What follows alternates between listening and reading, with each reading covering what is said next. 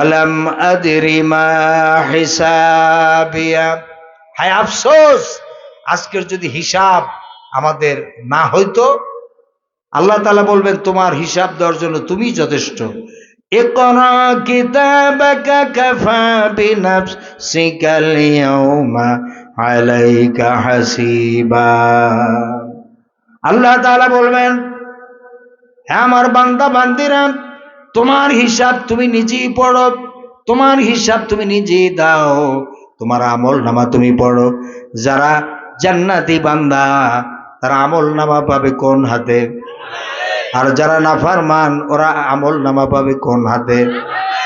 উপরে এরকম ছিটিয়ে দেওয়া হবে, ঘুরতে ঘুরতে যারা নেককার পরহেজগার জান্নাতি তাদের ডান হাতে এসে পড়বে, আর যারা নাফরমান তাফসীরের মধ্যে এসেছে তাদের এই বুক চিরে, বুকটাকে এখানে ছিদ্র করে বাম হাতটা পিছনে নেওয়া হবে, পিছন দিক থেকে তারা বাম হাতে পাবে। কারণ নাউযুবিল্লাহি মিন যালিক।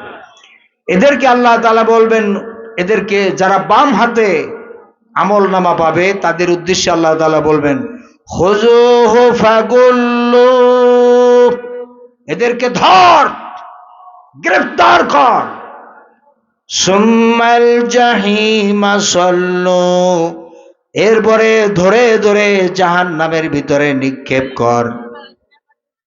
জাহান্নামের ভিতরে অনেক খুঁটি থাকবে, ফি আমাদিম মুমাদ্দাদা, অসংখ্য খুঁটি থাকবে, পিলার, সেই পিলারে শিকল লাগানো থাকবে। ফি সিলসিলাতিন জারুহা জারুহা সাবউনা জিরান ফাসলুকু, আল্লাহ তাআলা বলেন 70 গজ শিকল লাগানো থাকবে এক একটা পিলারে, সেই পিলারের শিকলের সাথে জাহান্নামীদেরকে বেঁধে রাখা হবে। এরপরে আল্লাহ তাআলা বলেন, ওয়ালা তুআমুন ইল্লা মিন গিসলিন, এদেরকে নাস্তা দাও, এই জাহান্নামীদেরকে ব্রেকফাস্ট দাও, নাস্তা। কি নাস্তা? গিসলিন। গিসলিন শব্দের অর্থ হচ্ছে পুষ। গিসলিন শব্দের অর্থ কি? খরমিশ্রিত, রক্ত মিশ্রিত পুষ। এই পুষগুলি তাদেরকে খেতে দাও।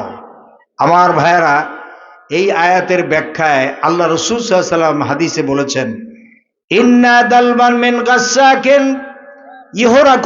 ইহরাকু ফিদ দুনিয়া লা তানাহালুদ দুনিয়া।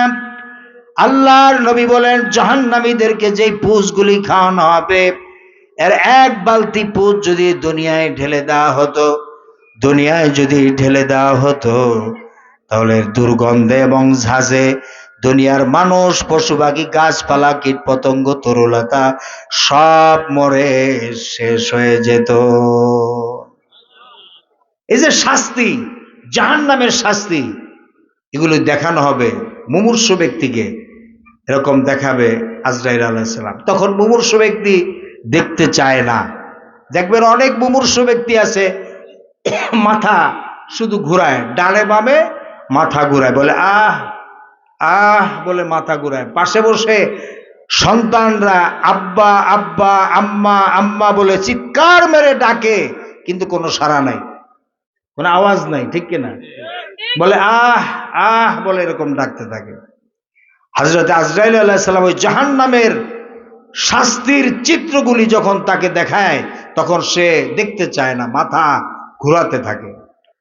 কিছুক্ষণ দেখানোর পরে হযরত আজরাইল আলাইহিস সালাম ওই নাফরমানের রূহটাকে ধরে এমন জোরে টান মারে, টানের চোটে তার কলিজার রগগুলো ছিঁড়ে বের করে নিয়ে যায়।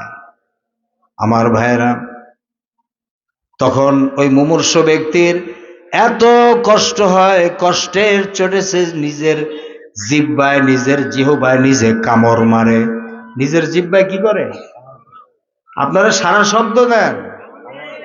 নিজের জিহ্বায় নিজে কি করে? কামড় মারে। যারা লাশ গোসল করায়, তাদের কাছে জিজ্ঞেস করে দেখবেন, বহু লাশ আছে যাদের মুখের ভিতরে রক্ত থাকে। গোসল করানোর সময় তুলা দিয়ে সেই রক্তগুলি পরিষ্কার করা হয়। মানে নিজের জিহ্বায় নিজে কামড় মারে যখন রুহটা ছিনাই নিয়ে যায়। আবার অনেক মুমূর্ষু ব্যক্তি আছে পায়খানা করে দেয় কষ্টের চোটে, পেশাব করে দেয়। নাউযু বিল্লাহি মিন যালিক। আমার ভাইরা, এই সাকরাতুল মউত, মৃত্যুর কষ্ট, এটা সত্য।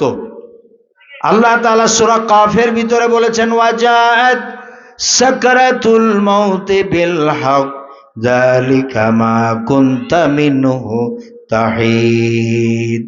আল্লাহ রাব্বুল আলামিন বলেন, মৃত্যু যন্ত্রণা এটা সত্য, কম বেশি সবার মৃত্যু যন্ত্রণা আসবে, যে মৃত্যু থেকে তোমরা পালিয়ে বেড়াতে।